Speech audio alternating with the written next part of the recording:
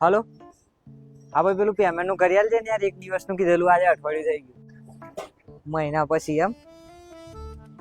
હારું વાંધો નહીં. હા ભાઈ પેલું મહિનો થઈ ગયો તો કરી આલ ને યાર. એવું પગાર નહીં થયો યાર, એવું બીજે સગવડ વગર કરતો.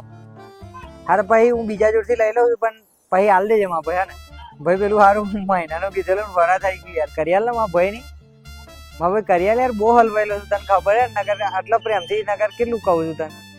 કરી આલ માં ભાઈ યાર, બીજા જોડથી લીધેલા ને તેવા તો મને તો ગારો દે, હું તને પ્રેમથી કહું છું. પણ હા ભાઈ નહીં યાર, કરી આલ ને.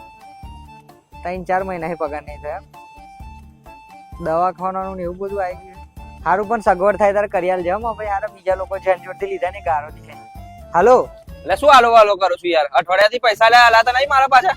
અરે માં ભાઈ થોડો હલવાઈ ગયેલો યાર. અરે હલવાઈ ગયેલો પણ મારે શું કરવાનું? અઠવાડિયા વાયદે આલેલા તમે મારા ભાઈબંધોમાં આવી બૂચ મારો.